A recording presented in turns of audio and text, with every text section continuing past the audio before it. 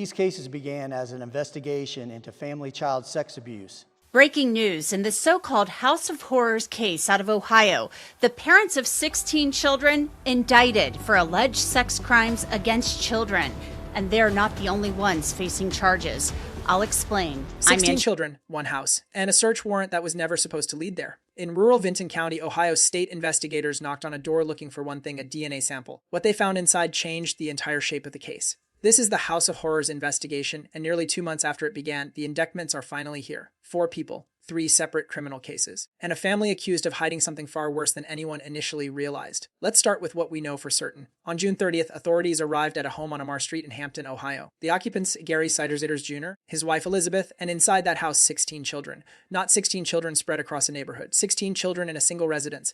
Within hours, Gary Jr. and Elizabeth were in custody. So were Gary Jr.'s parents, Gary Sr. and Christina Ciders, the children's grandparents. All 4 were initially charged with the same thing, 16 counts of child endangering. All 4 pleaded not guilty. Nearly 2 months after state agents discovered 16 children in a home in rural Ohio, their parents have been indicted, and so have other people.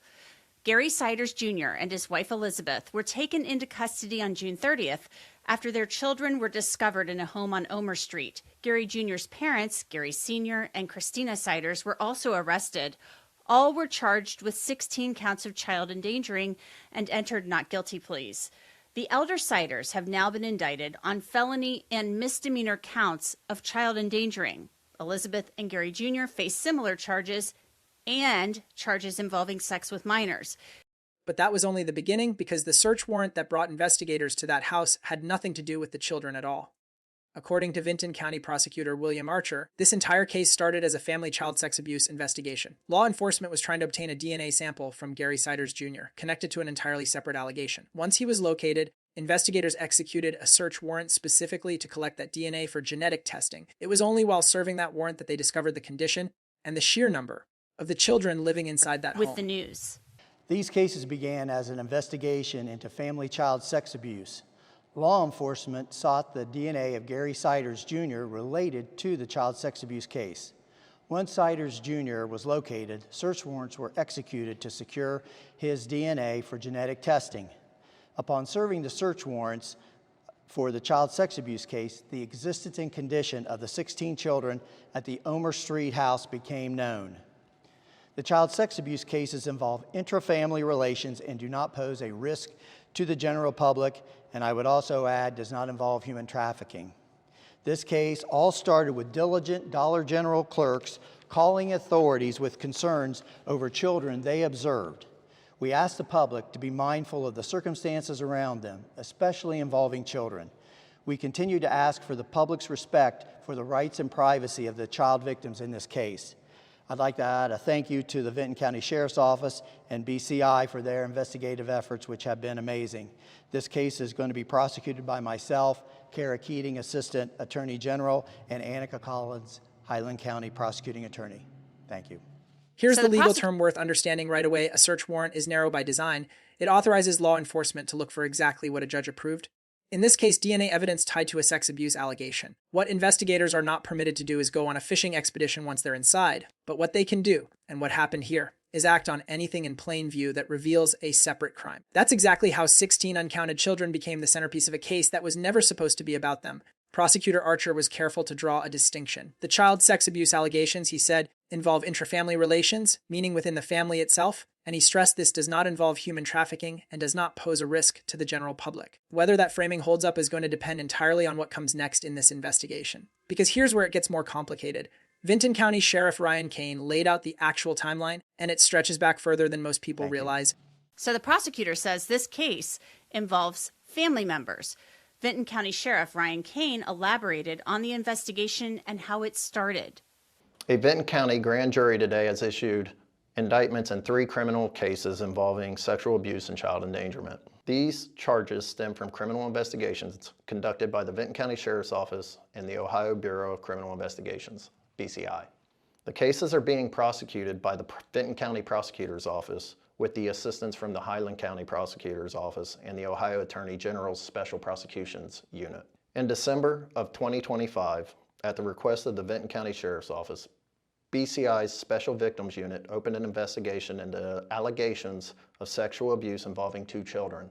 Information obtained in this investigation prompted BCI in March of 26 to open a second investigation, this one involving allegations of unlawful sexual conduct with a minor. On June 30th, authorities executed a search warrant at a residence in Hamden, Ohio, in Vinton County on Omar Street.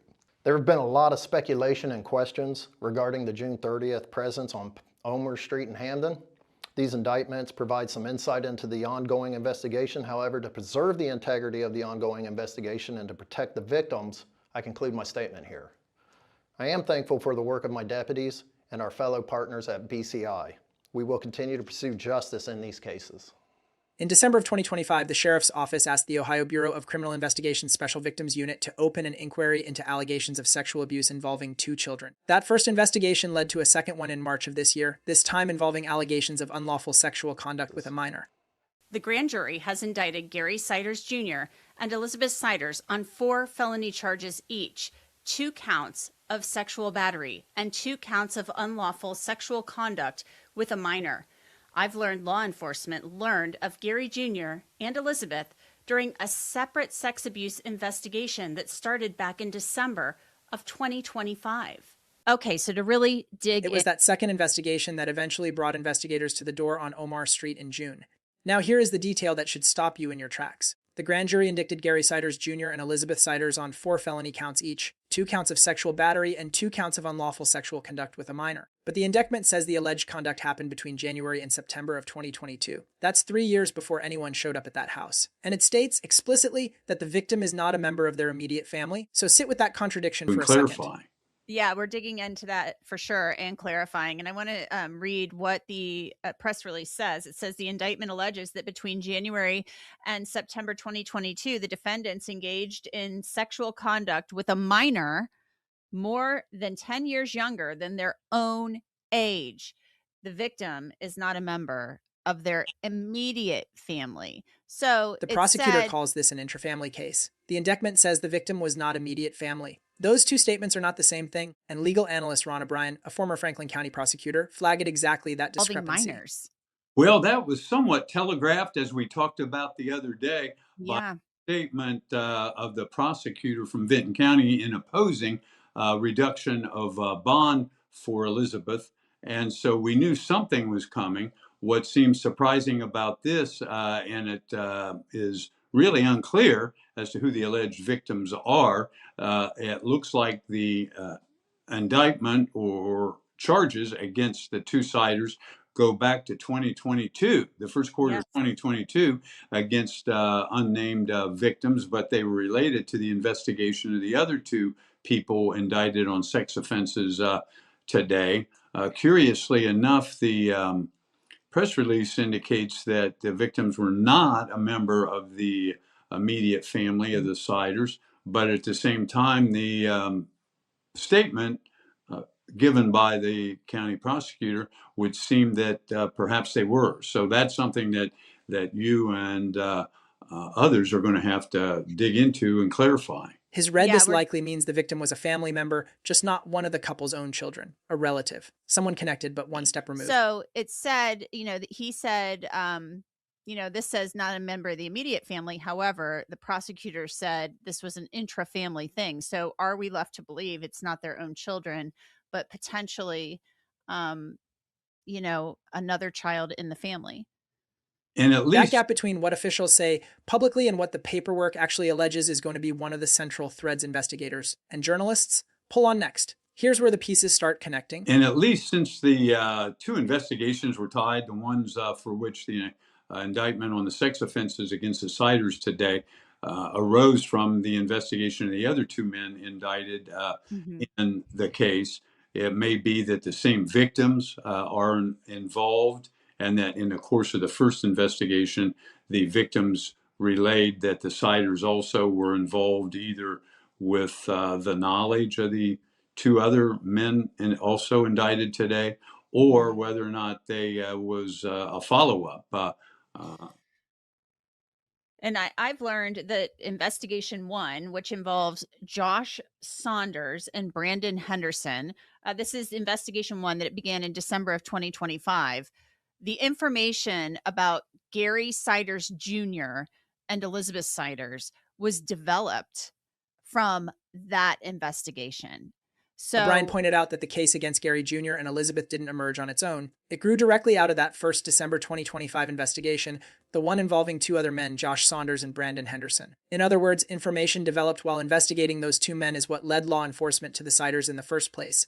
That means the same victims may be involved across multiple cases. It also means the Ohio Attorney General's office didn't send special prosecutions investigators to rural Vinton County over a routine indecency On charge. the conduct of the investigators, you don't have the Ohio Attorney General down in Vinton County for a warrant on a exposing case. And it's interesting how that exposing case may tie in with these subsequent charges. The only thing I can try and extrapolate from this is either the two men that are charged in the case as well are providing information to the prosecutor and the attorney general that led them to the Ciders, or alternatively, the victims in that case provided information that the two men not only perped on them, but that the Ciders were involved in sexual misconduct with them.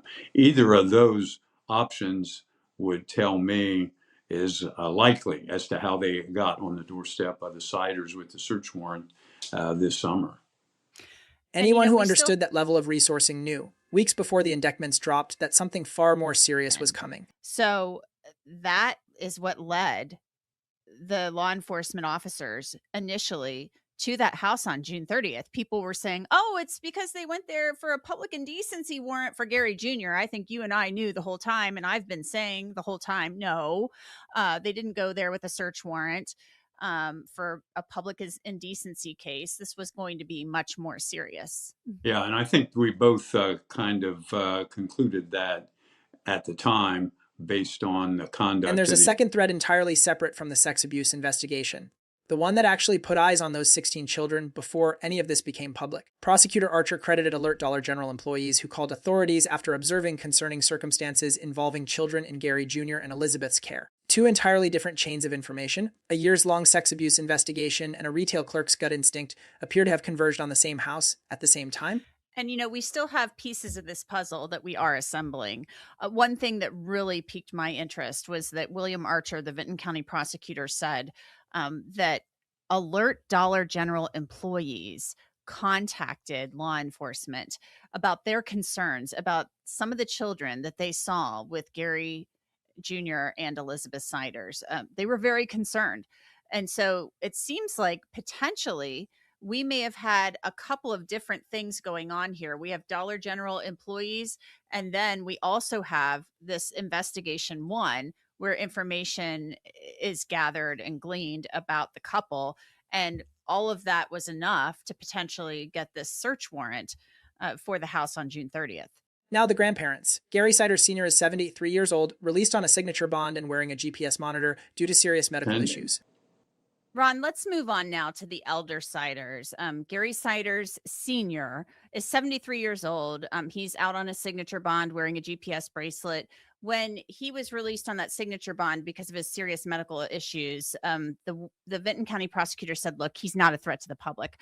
But he and his wife, Christina, the grandparents, have now been indicted. They're facing 2 counts of child endangering felonies in the 2nd degree, 10 counts of endangering children, felonies of the 3rd degree, and then 7 counts of endangering children. Those are misdemeanors. They are not charged with any sex crimes. So how do you see... He and Christina were not indicted on a single sex offense. Their charges are entirely about endangerment, 2 2nd-degree felony counts, 10 3rd-degree felony counts, and 7 misdemeanor counts. According to O'Brien's analysis, that absence of sex crime charges tells you one of 2 things: either investigators don't yet have the evidence to tie the grandparents to abuse inside that home, or it genuinely never happened there. Right now, the record simply doesn't say which. How do you see their cases ending up? Because, I mean, they're challenging their competency, or at least their lawyers are saying they may not be competent to stand trial. However, they have not been charged with any sex crimes. Yes, it's interesting that the elder Ciders were not indicted on any sex offenses, either within the family or outside the family. They are just facing the multiple endangering children charges that range from a misdemeanor up to the second-degree felony. So, what we can conclude from that is apparently they don't have enough evidence now to proceed on sex offenses inside that home, or alternatively, they never occurred. And that uncertainty extends to the entire case. Sheriff Kaine confirmed this investigation is ongoing. Vinton County officials have already told commissioners they're pursuing permanent custody of all 16 children, a move that becomes significantly more likely if a sex crime conviction follows. O'Brien noted that if prosecutors had enough evidence right now to charge intrafamily abuse against everyone involved, they would have included it in this indictment. They didn't. That could change. Ohio law allows for a superseding indictment, new charges, potentially new victims, even after arraignment while the case is still pending. So where does that leave us? For family members. 3 separate criminal cases stitched together by a single DNA warrant, a prosecutor's public statement that doesn't fully match the language of the indictment itself, and 16 children whose futures are now tied to a grand jury that may not be finished yet. This is a case built on a very specific pattern: official statements offered as reassurance, followed by legal filings that complicate them. That pattern is worth watching closely because it rarely resolves in just one round of charges. If the investigation into the elder Ciders produces new evidence, or if the interviews with these children lead investigators back toward the family itself, expect a superseding indictment before this goes to trial. Done. So the sheriff said that this investigation is ongoing. And we know from the Vinton County prosecutor telling the commissioners we're seeking permanent custody of the children, that's going to happen, and they will more than likely be successful in obtaining permanent custody of the children, especially if there's a conviction on a sex crime.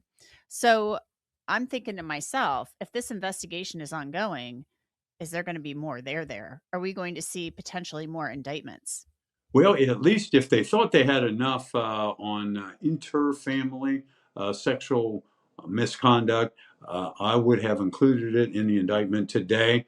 And so either they don't have enough because it wasn't going on inside the family home, or the children are still in the process of being interviewed, going through social workers and psychological treatment and testing, and they may not want to proceed at this point. They can always, as you know, produce a superseding indictment with new Gary charges. Ciders Jr., Elizabeth Ciders, and Christina Ciders remain in custody, awaiting arraignment on these new charges. We'll be following every development in this case as it moves forward. So if you want to stay ahead of the next indictment before it breaks, make sure you're subscribed, because this story is far from over.